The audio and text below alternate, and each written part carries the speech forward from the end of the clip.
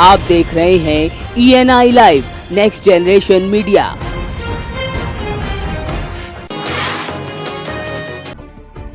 भाजपा विधायक संगीत सोम के बयान पर सपा नेता आजम खान ने पलटवार किया है। आजम ने बिना संगीत सोम का नाम लिए कहा कि गोश्त के कारखाने चलाने वाले को राय देने का अधिकार नहीं है। इस पर मोदी जी और योगी जी फैसला करेंगे। साथ ही आजम ने कहा कि ताजमहल ही क्यों, दिल्ली का लाल किला, कुतुब मीनार समेत संसद और राष्ट्रपति भवन भी गुलामी की निशानी है, लिहाजा इन्हें गिरा देना चाहिए। जिन साहब ने कहा है, जिनका आप नाम ले रहे हैं, उनकी बात का तो मैं जवाब नहीं दे रहा हूँ, क्योंकि गोश्त के कारखाने चलाने वाले को राय देने का अधिकार नहीं है। इस पर मोदी और योगी जी फैसला करेंगे। लेकिन मैं पहले से इस राय का हूँ कि गुलामी की उन तमाम निशानियों को मिटा देना चाहिए जिससे कल के शासकों की बू आती है। रामपुर में एक युवती ने अपने प्रेमी पर आरोप लगाया कि उसके प्रेमी ने उसे प्रेम जाल में फंसाकर उसका शारीरिक शोषण किया। वहीं युवती ने युवक पर शादी के लिए दबाव डाला तो उसने शादी करने से साफ इनकार कर दिया। इस दौरान युवक की नौकरी आर्मी में लग गई, जिसके बाद वो सेना में होने की धमकी युवती को देने लगा। मामला ASP के पास पहुंचा तो आरोपी युवक समेत 5 लोगों पर मुकदमा दर्ज कर लिया गया है।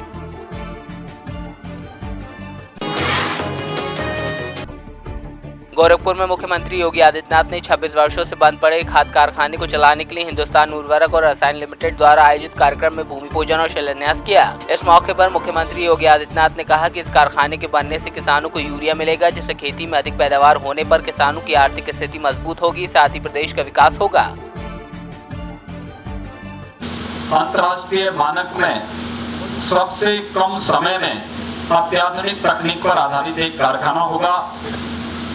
यह कारखाना न्यूनतम विशिष्ट ऊर्जा खपत एवं न्यूनतम प्रदूषण करने वाले अमोनिया और यूरिया संयंत्रों में से एक होगा और इसलिए इसकी जो तकनीक होगी वो अत्याधुनिक होगी, विश्वसनीय और दुनिया में अद्वितीय भी होगी। यहाँ पर अमोनिया और का यूरिया में रूपांतरण 99% से अधिक संभव होना है।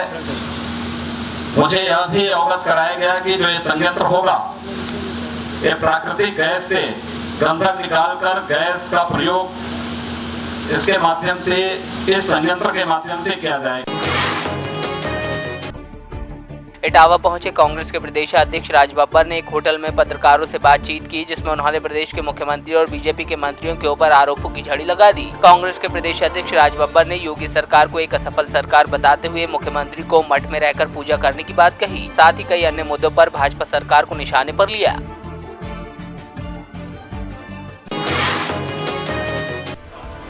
सुल्तानपुर के खेतहरा गांव में उस वक्त हड़कंप मच गया जब एक घर का छज्जा भरभरा कर ढह गया, जिसमें वहां खेल रहे 3 बच्चों की मलबे के नीचे दबने से मौत हो गई। वहीं ग्रामीणों का आरोप है कि घर के मुख्य गेट पर बना छज्जा ठीक ढंग से नहीं बना हुआ था, जिससे खतरे की संभावना पहले से ही बनी हुई थी। बावजूद इसके मकान के मालिक ने इसे दुरुस्त नहीं कराया, जिसके चलते ये हादसा हो गया।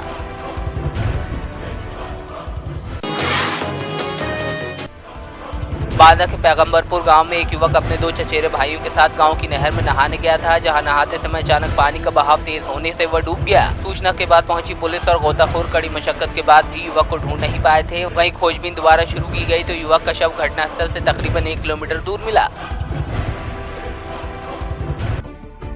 बांदा से गणेश नगर गांव में बालू ले जाने वाले ट्रकों ने 2 बिजली के खंभों में टक्कर मार दी, जिससे बिजली के खंभे टूटकर जमीन पर गिर गए। खंभे टूटने से करीब 1 दर्जन गांवों की बिजली बाधित हो गई। गनीमत ये रही कि ट्रक बिजली के तारों के संपर्क में नहीं आए, जिससे बड़ा हादसा होने से टल गया। दूसरी तरफ किसानों में बिजली बाधित होने से आक्रोश है।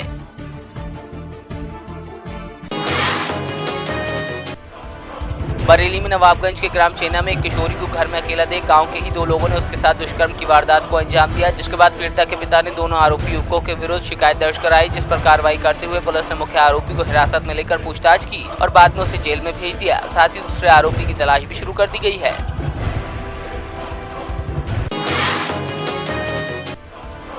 बिजनौर के सीओ ऑफिस में एक दुष्कर्म पीड़िता द्वारा पेशकार पर अश्लील हरकत और छेड़छाड़ करने का आरोप लगाया गया है। पीड़िता का आरोप है कि उसके साथ दुष्कर्म करने वाले आरोपी खुलेआम घूम रहे हैं, साथ ही उसे जान से मारने की धमकी भी दी जा रही है, जिसकी शिकायत करने वो सीओ के पास गई थी। इसी दौरान पेशकार ने उसके साथ अश्लील हरकत करते हुए छेड़छाड़ की। इस घटना के बाद एक ऑडियो वायरल हुआ है जिसमें पेशकार महिला से माफी मांग रहा है।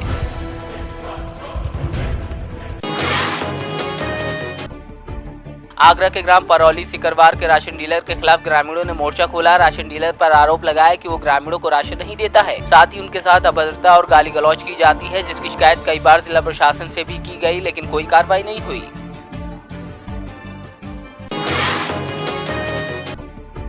दमोह में हटा के ककराई में रहने वाले मनोज सेन के 5 साल के बेटे भविष्य की जिंदगी बचाने की अपील के साथ एक अभियान के तहत खबर प्रसारित की गई थी, जिसके बाद मुख्यमंत्री शिवराज सिंह चौहान ने इस मामले पर संज्ञान लिया और सीएम हाउस के अफसरों के साथ कलेक्टर और स्वास्थ्य अधिकारी को निर्देशित करते हुए भविष्य के इलाज के लिए इंतजाम करने के लिए कहा। दमोह में कुछ दिन पहले पुलिस को एक ऑटो चालक का शव मिला था, जिसकी मौत किसी धारदार हथियार से होने की बात सामने आई थी। वहीं अब इस मामले का खुलासा करते हुए पुलिस ने एक आरोपी को गिरफ्तार कर लिया, जिसने पूछताछ में बताया कि उसने मृतक द्वारा किराए के 20 रुपए मांगने पर इस वारदात को अंजाम दिया था।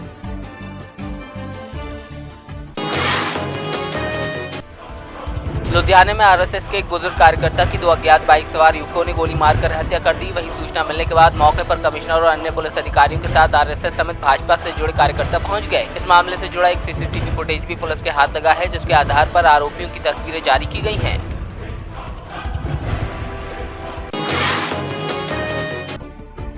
मुक्तसर में सरकारी सीनियर सेकेंडरी स्कूल के विद्यार्थियों ने प्रदूषण रहित दिवाली मनाने को लेकर लोगों में जागरूकता लाने के लिए एक रैली निकाली, जिसमें विद्यार्थियों द्वारा दिवाली पर पटाखे न जलाकर प्रदूषण रहित दिवाली मनाने का प्रण लिया गया। इस अवसर पर छात्रों द्वारा वातावरण को स्वच्छ रखने के लिए पेड़ पौधे लगाने के लिए भी सभी को प्रेरित करते हुए वृक्ष लगाकर ग्रीन दिवाली मनाने की बात कही गई।